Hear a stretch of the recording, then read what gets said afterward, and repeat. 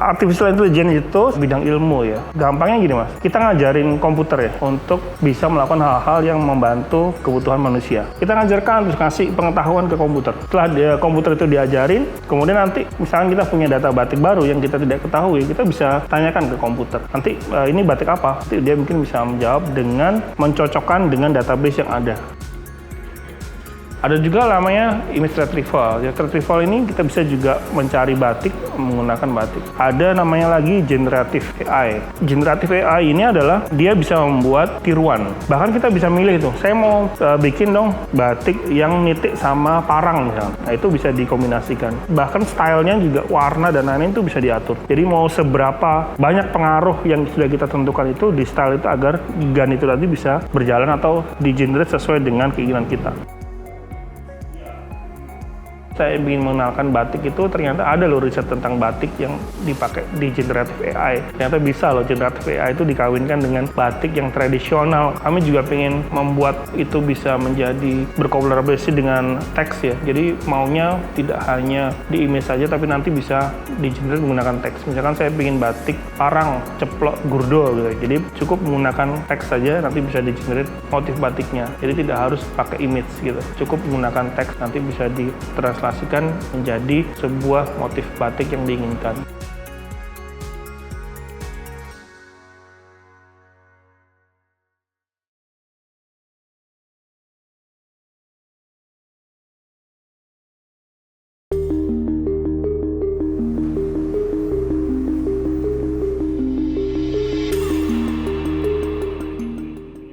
Assalamualaikum warahmatullahi wabarakatuh. Saya Agus Eko Minarno. Saya adalah dosen di Universitas Muhammadiyah Malang. Saat ini saya sedang mengambil studi S3 di Universitas Gadjah Mada, Yogyakarta. Background penelitian saya adalah di image processing sebenarnya.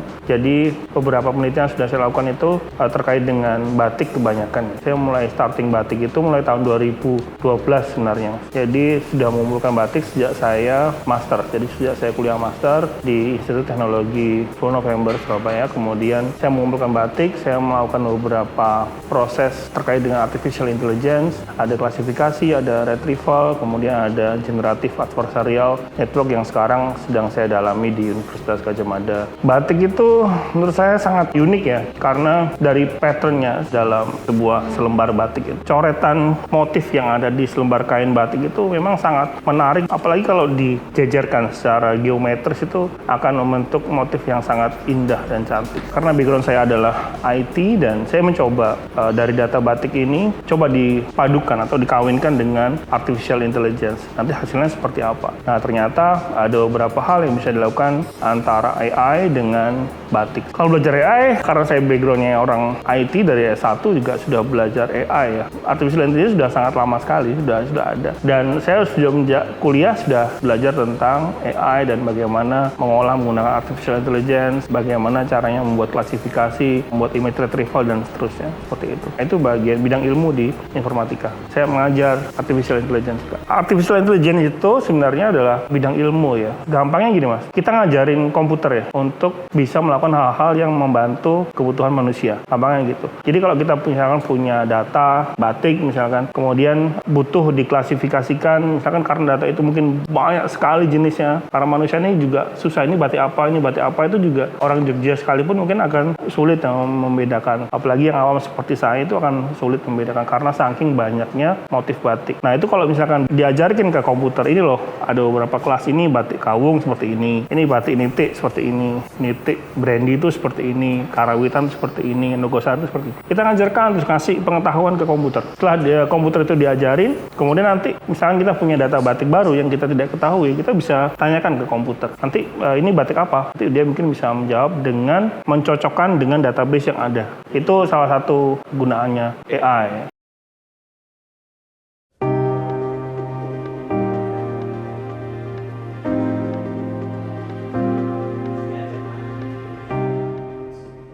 Pak Agus, kalau tujuannya Pak Agus secara personal itu apa sih bikin ini semua Pak?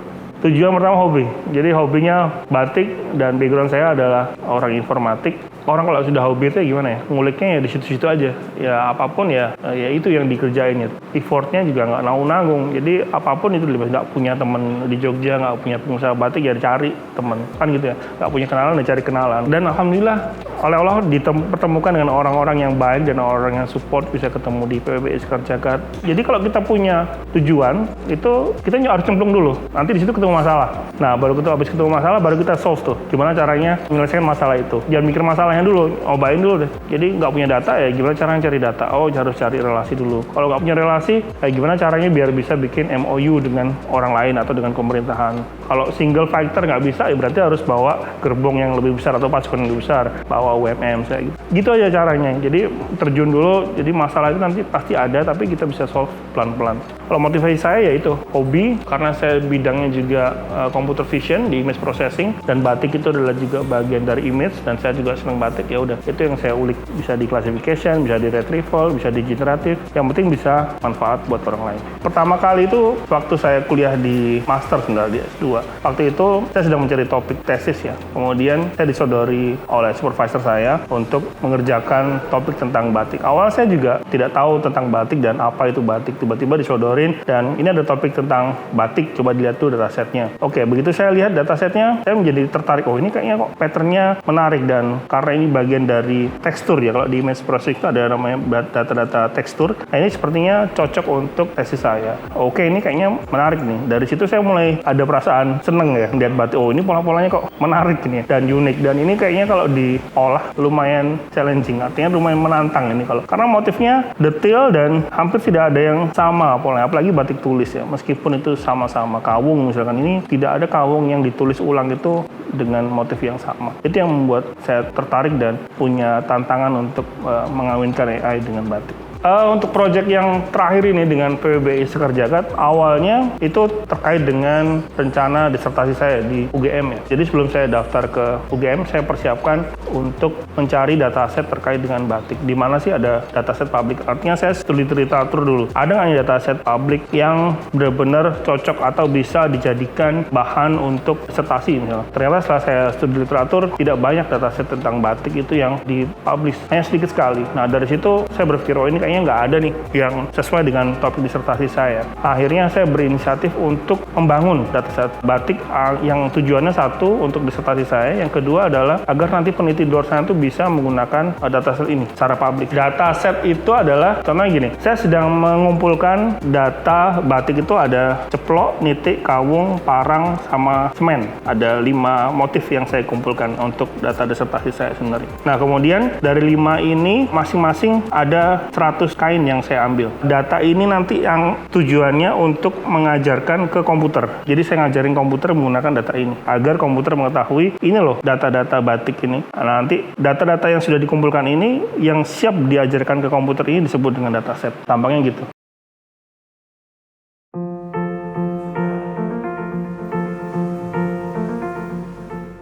Jadi proses mengumpulkannya, saya hunting dulu tuh. Di mana nih ada pengusaha. Saya nggak yakin juga ada satu tempat ya yang punya segitu banyak data atau kain ya. Kayaknya nggak mungkin ada 500 lembar kain yang benar-benar spesifik. Karena yang saya cari memang benar-benar yang pure. Yang kalau parang ya cuma 1 lembar parang aja. Kalau kawung ya kawung aja. Biasanya kan karang udah campuran dia. Atau banyak sekarang yang kontemporer. Nah itu susah sekali untuk proses sekarang. Nah kemudian saya coba-coba cari di internet, di Instagram, di Twitter, di mana-mana saya cari. Akhirnya ketemulah dengan beberapa lembaga atau paguyuban. Salah satunya ada Balai Besar Batik. Saya sudah ke sana, kemudian saya juga ketemu dengan PBBI Sekar Jagad yang ada di sini. Nah, alhamdulillah ketika saya berkunjung ke sini, saya bersurat dan alhamdulillah kami diterima. Saya membawa prodi, program studi, dan teman-teman dari UMM saya ajak ke sini untuk silaturahmi dan membangun kerjasama dengan beberapa paguyuban. Saya yakin kalau saya hunting sendiri ke lembaga ini akan sulit sekali ya. Maka saya akan membawa gerbong UMM ini. Ketika saya sudah punya pasukan UMM, saya maju itu gampang jadi. Nah akhirnya ketemulah dengan Pak Afif, dengan teman-teman di Sekar Jagad, ada Bu Sisil, ada Bu Hani, ada Bu Indri. Alhamdulillah mereka menerima saya dengan terbuka, dengan tangan terbuka. Dan saya menceritakan bahwa saya membutuhkan data set batik, data batik atau kain batik sebanyak 500 kain waktu itu. Ada Pak Suhartanto juga yang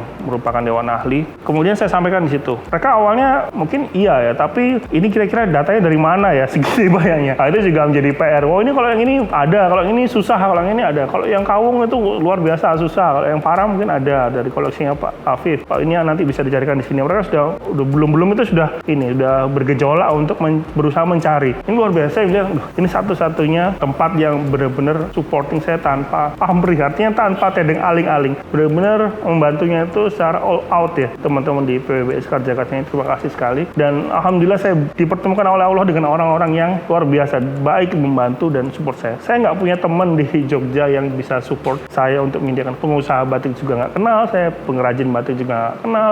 Ya pertama kali datang ya ke sini dan alhamdulillah mereka sangat support sekali. Kemudian setelah pertemuan pertama, mereka menjadwalkan, langsung dia dijadwalkan lagi untuk pertemuan yang berikutnya untuk membuat schedule untuk kapan ini akan dilakukan pemotretan.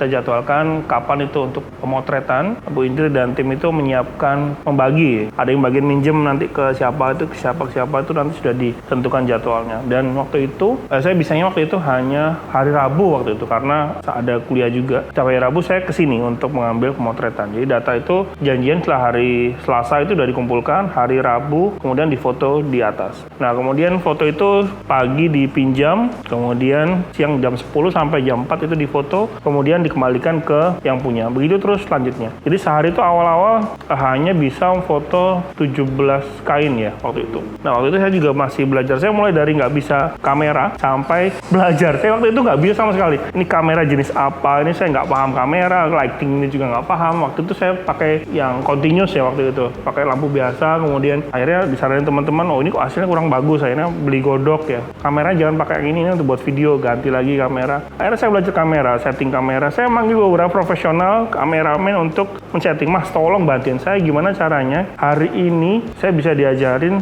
selama 1 jam lah maksimal agar bisa jadi fotografer profesional. Gimana caranya saya nggak bisa tahu. Pokoknya batik ini harus difoto hari ini dan nanti sore harus dikembalikan soalnya. Saya diajarin 30 menit. Jadi teknik ngambil gambar, apa itu aperture segitiga, kemudian gimana cara ngatur ISO. Udah ketemu patternnya, ngambil dan pakai lensa apa, udah ketemu dan caranya sudah ketemu. Jadilah saya fotografer profesional dalam waktu 30 menit. Nah, dan itu saya nggak ubah-ubah tuh, setting sampai dan lain-lain saya nggak ubah-ubah. Kecuali memang ada jenis kain batik itu kan ada yang terang, ada yang gelap ya. Nah, itu saya bedain tuh. Oh, kalau mau nyerangin ini harusnya pakai ISO-nya ditinggiin. Oh, saya mainnya di situ. Oh, udah sedikit lah, udah tahu. Nah, itu akhirnya saya coba. Dan kamera itu pun bukan punya saya, pinjam saya. Nggak punya modal saya kesini. Pinjam punya Mas Saifuddin, teman kantor saya, dan saya pinjam itu. Kamera saya pinjam, lensa saya pinjam, jadi semuanya saya pinjam. Akhirnya saya foto itu. Sudah selesai, saya pulang, saya review lagi. Wah, hasilnya kok kurang bagus ya. Nah, karena batik yang pertama itu masih punya Pak Afif di sini, jadi masih bisa dipinjam lagi. Akhirnya di hari pertama itu saya review, besoknya minggu depannya saya foto lagi untuk ngambil yang kedua dan akhirnya bisa lebih bagus lagi. Dan begitu seterusnya sampai ke 5 motif. Dan memang dari 5 motif itu kan saya targetkan satu motif misalkan ceplok itu ada 100 misalkan, tapi ternyata ada yang lebih. Jadi ada beberapa volunteer itu yang udah kadung minjem ya, udah minjemin banyak karena eman-eman nggak difoto. Akhirnya difoto. Ada yang sampai 250 lebih akhirnya satu motif itu. Jadi memang ini imbalance, datanya jadi nggak balance. Jadi harusnya kan masing-masing 100 ya, ada yang kurang dari 100, ada yang melebihi 100, ada yang bahkan 200 lebih. Nah itu akhirnya nggak apa-apa, semua terkumpul. Ini raw data kita kumpulin dulu aja. Dan ternyata di situ ada masalah lagi ya, masalahnya storage soalnya. Fotonya ternyata lumayan besar ya, sampai kan akhirnya saya upgrade storage dan lain-lain. Setelah itu, proses itu mulai dari bulan September, ngambil foto itu sampai bulan Februari masalah. Jadi September 2022 sampai dengan bulan Februari 2023 itu baru kelar ngambil fotonya itu banyak sepanjang itu ya. Yang lama mungkin satu ngambil nyari batiknya ya yang lama. Jadi minjem ke siapa? Mereka kan juga butuh waktu untuk hunting. Jadi ibu-ibu ini sudah sepuh-sepuh mas yang minjemin. Jadi kalau batik yang Ndoro yang minjem ya harus Ndoro. Ndoro itu keturunannya raja. Kalau punyanya keturunannya darah biru ya minjem harusnya darah biru. Itu biar gampang minjemnya. Karena itu batik spesial ya Pak ya? Iya, itu yang punya kolektor dan yang punya juga orang-orang tertentu ya. Jadi kalau yang minjem juga gak kenal dan orang kerabat dekat juga sulit ya. Karena itu memang benar batik koleksi yang saya cari. Yang pure itu memang susah. Kalau range-nya karena itu batik klasik ya, sebenarnya tidak bisa dinilai dengan harga, dengan uang. Artinya karena itu punyanya kolektor, kalau range-nya mungkin mulai dari harga 40 sampai 50 ada. Dan bahkan ada yang sampai 90 juta itu ada. Tidak ternilai, artinya mungkin harganya lebih dari itu ada.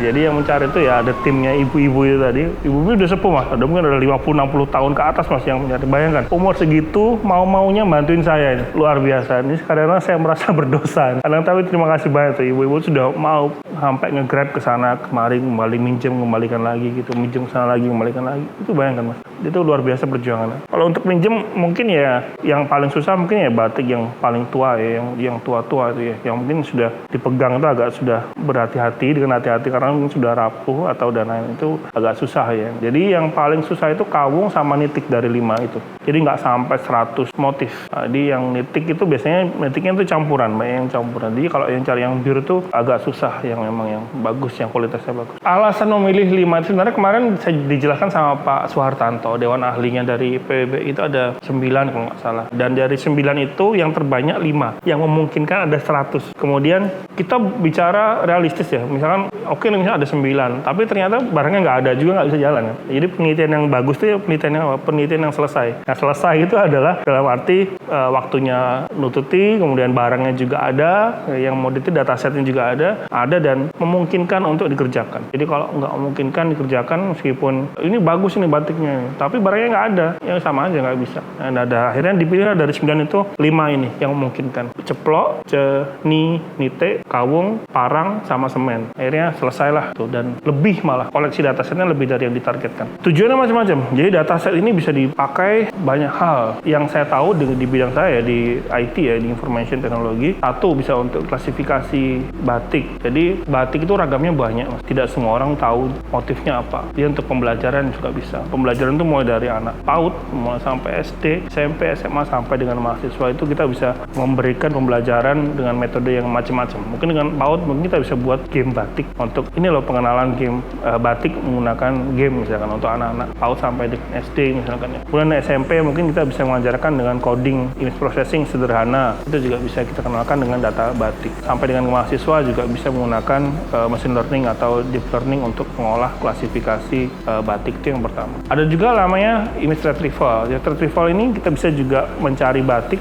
menggunakan batik. Misalkan batik yang saya pakai ini misalkan. Kalau nggak tahu namanya, cari keywordnya agak susah. Kalau ini mungkin orang banyak tahu ya, modelnya parang. Itu bisa dicari. Tapi parang yang warna hitam, latar hitam dengan coklat, ini agak susah nyari keywordnya. Tapi paling gampang yaitu di foto. Di foto aja kemudian diupload, nanti akan keluar image yang similar, yang mirip. Jadi seperti Google Image seperti itu. Nah ini tapi kita spesifik di batik. Itu yang kedua. Jadi ada klasifikasi, ada image retrieval, ada namanya lagi generative AI. Generative AI ini adalah dia bisa membuat tiruan. Kalau kita sudah punya dataset yang banyak, ada jenis kapas tadi, ada ceplok, nitik, kawung, sampai dengan semen, kita sudah punya dataset itu, kemudian kita berikan ke komputer untuk dia belajar, kemudian kita minta komputer itu mengenerate atau membuatkan motif yang baru atau yang mirip dengan yang dataset yang sudah ada. Bahkan kita bisa milih tuh, saya mau bikin dong batik yang nitik sama parang misalnya. Nah itu bisa dikombinasikan. Kemudian seberapa banyak parangnya itu bisa diatur intensitasnya. Parangnya mau seberapa banyak, dipengaruhi apa. Bahkan stylenya juga, warna dan lain-lain itu bisa diatur. Jadi mau seberapa banyak pengaruh yang sudah kita tentukan itu di style itu agar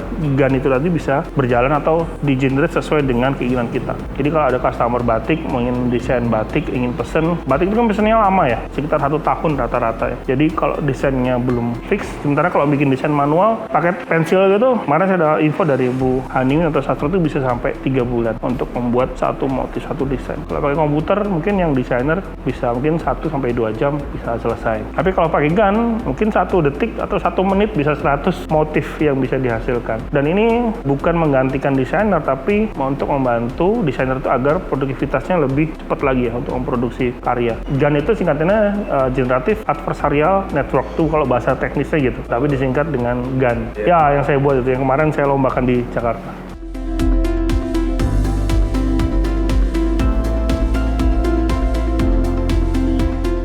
Saya punya portal web riset namanya di UMM itu di Muhammadiyah Malang. Itu kumpulan riset-riset dosen dan mahasiswa. Saya masukkan di situ dan masyarakat luas bisa mengakses ke sana. Kemudian ada juga batik.umm.ac.id. Waktu itu saya masih buat domainnya, belum ada isinya. Kemudian Bu Lia itu mungkin lihat dari sana, kemudian tanya, "Pak, kami ingin bikin event generatif AI waktu itu ya. Boleh nggak kira-kira produknya Pak Agus itu kami jadikan contoh untuk event kami, karena mendeskripsikan event itu agak susah kalau nggak ada contohnya. Akhirnya oke Bu, nggak ada masalah, monggo kalau mau dipakai saya open aja. Pokoknya untuk penelitian, untuk apa, monggo silahkan dipakai. Bahkan untuk lomba pun silahkan mau dipakai, saya open. Dataset juga saya open. Nah akhirnya saya izinkan. Kemudian 2 hari kemudian saya dapat email lagi, Pak, daripada Pak Agus cuman jadi contoh, gimana kalau ikut jadi peserta lomba sekalian?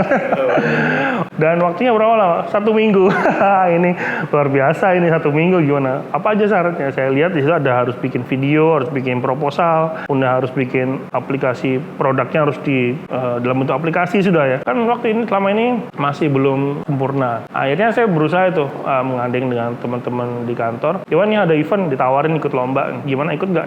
Ayo sudah gitu. Waktunya cuma seminggu terus. Wah ya sudah. Jadi kita bikin apa adanya ya. Saya bikin tim. Akhirnya teman-teman di Kaprodi juga support Pak Galih, Pak Asis. Terima kasih Pak Galih sudah support dengan tim untuk membangun videonya. Jadi harus didemokan dalam bentuk video. Buat saya ingin mengenalkan batik itu ternyata ada loh riset tentang batik yang dipakai di generative AI. Ternyata bisa loh generative AI itu dikawinkan dengan batik yang tradisional, dan AI itu juga bisa membantu UMKM yang pengrajin batik dan pengusaha batik. Gitu. Saya submit akhirnya ke Jakarta waktu itu dengan tim. Alhamdulillah juara 2 secara nasional. Yang menjadi poin pentingnya karena kami bikinnya itu from scratch ya. Jadi tidak menggunakan tools lain. Kalau mungkin tim yang lain menggunakan tools seperti ada Diffusion, kemudian ada ChatGPT. Kalau kami bikinnya from scratch. Mungkin itu yang membedakan kami dengan tim yang lain. From scratch itu kita bikinnya nggak pakai bantuan tools yang lain. Artinya kita bikin murni semua kita bikin sendiri. Tadi nggak bantuan software lain. Kita bikin aplikasi itu mulai dari awal kita bikin sendiri lah bahannya. Komponennya kita bikin sendiri. Nggak pakai bantuan aplikasi yang lain. Sampai saat ini Batik Gun ini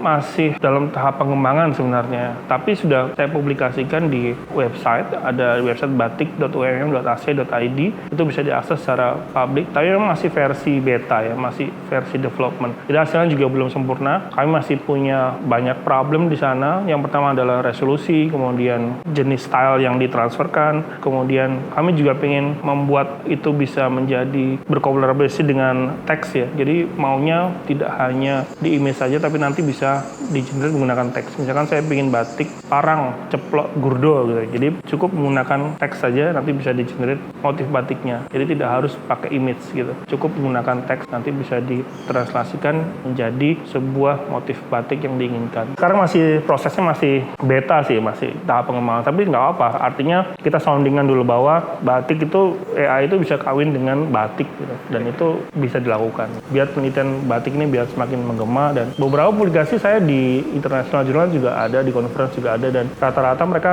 sangat tertarik. Dan bulan September kemarin ikut conference, alhamdulillah kami dapat best paper award dari conference itu. Batik bisa mendunia.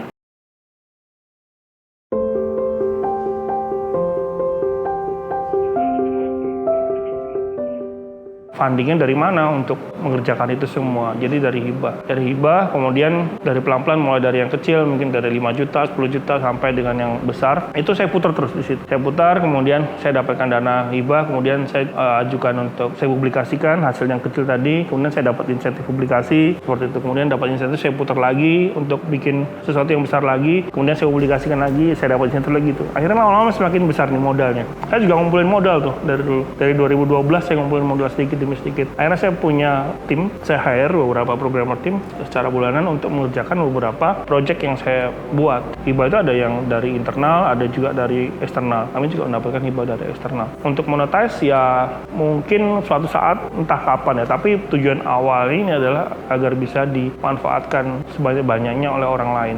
Satu, saya bangun dataset ini akan saya publikasikan dan bisa dimanfaatkan oleh peneliti dalam dan luar negeri dan bisa melestarikan batik. Dari situ kemarin setelah saya publikasi dataset yang terakhir itu adalah Batik Niti 960 di Mendeley dan di jurnal MDPI. Itu udah banyak yang email tuh, banyak yang email yang minta izin mau pakai. Padahal itu sudah saya publikasikan, mau pakai aja, nggak perlu izin gitu. Itu banyaknya masih email menggunakan dataset tersebut untuk di penelitian. Ketika kita mendapat email itu ada orang lain yang bisa memanfaatkan itu, ada rasa kepuasan tersendiri. Menurut saya itu yang nggak bisa terbayarkan dengan uang gitu ya. Ya kalau untuk monetis bisa saja. Bahkan metode yang kami buat ini kalau mau dimonetize oleh orang lain, mau bikin, silakan, nggak ada masalah. Ya sebenarnya kalau mau kita juga moneter juga sebenarnya bisa seperti ChatGPT atau DALL-E itu juga bisa kita buat berbayar, itu juga bisa. Tapi saya kira itu masih panjang. Kita develop dulu yang ada, yang sekarang target kita adalah memperbarui model agar bisa generate image atau fix batiknya itu agar lebih bagus dulu dan bisa benar-benar diimplementasikan sampai ke user dan pembatiknya itu bisa pakai beneran. Dan mudah-mudahan apa yang saya lakukan, apa yang kami lakukan di Universitas Muhammadiyah Malang dengan PBBI Sekar Jagad ini bisa, satu, bisa melestarikan batik, kemudian dua, melalui akademisi bisa mengenalkan batik di dunia melalui conference atau international journal, dan bisa manfaat juga dataset yang kita buat ini untuk penelitian-penelitian terkait dengan batik.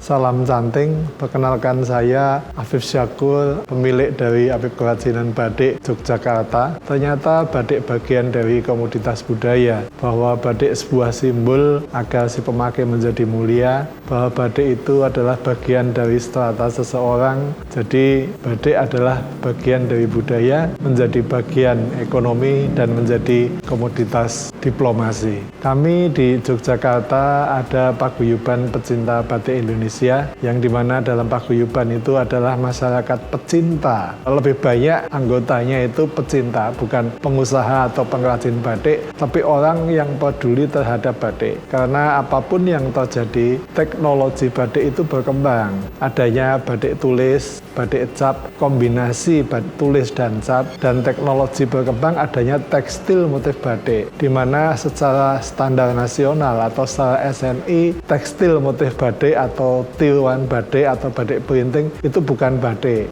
Nah, kita merasa adanya teknologi berkembang, punya pemikiran memasyarakatkan batik yang benar. Batik memang batik, karena batik itu bukan hanya real sebuah kain, tapi batik itu adalah sebuah proses tentang rintang warna, pemalaman, pencelupan, pewarnaan, motif balik, dan di batik bolak-balik. Itu adalah sebuah batik dengan simbol-simbol tertentu dan makna tertentu. Tapi kalau kita melihat fisiknya batik, tapi tidak meliputi proses itu dikatakan tekstil motif batik. Atas dasar teknologinya berkembang, maka keprihatinan kita membuat paguyuban ini mensosialisasikan ke seluruh tanah air, dan kita mengupayakan bagaimana UKM-UKM kita membuat batik yang benar, dan kita mengenalkan batik baik go nasional maupun internasional. Dan yang paling penting bahwa batik itu bukan tempo dulu saja, batik adalah tempo dulu, masa kini, dan batik masa depan. Satu kebanggaan dan kebahagiaan yang kita rasakan ya dengan keberadaan Mas Agus Eko Minarno, di mana beliau seseorang yang akademisi. Beliau ingin menggabungkan bagaimana teknologi daripada perkembangan teknologinya untuk diterapkan dalam suatu kain batik. Dan teknologi ini menguntungkan untuk masyarakat generasi Z, bagaimana melihat batik tanpa harus melihat batiknya, tapi cerita di balik batik itu bisa diceritakan, bisa dipahami, dan bisa dikembangkan. Di mana ke depan apabila ingin membuat sebuah kain batik, imajinasi, kreativitas itu bisa dilakukan. Kerjasama dengan Universitas Muhammadiyah Malang itu kerjasama yang membanggakan bagi kita, dan saya berharap kerjasama ini selalu terus tanpa putus, karena kami membutuhkan akademisi ini menjadi bagian daripada mengembangkan budaya kita agar budaya kita itu go internasional. Apapun yang terjadi, bahwa suatu karya yang berbasis budaya yang mempunyai cerita itu akan mempunyai nilai tambah. Dan mempunyai nilai tambah itu tidak bisa kita kerjakan sendiri oleh para UKM atau para pengrajin kita. Itu bisa terrealisasi dengan kerjasamanya kita dengan akademisi, dengan teknologi yang berkembang, mampu difahami oleh dunia internasional. Dan mudah-mudahan ada akademisi-akademisi lain, universitas lain bekerjasama. Saya mengharapkan Pak Agus selalu apa kelemahan daripada UKM batik kita yang bisa dikembangkan, diharapkan bisa dibantu agar para UKM kita ini mampu berteknologi dengan menggunakan apa yang diterapkan di dalam proses pembatikan itu sendiri, baik desain maupun pemasarannya. Suatu pekerjaan karya seni bangsa ini harus kita hargai dengan mencintai karya batik kita.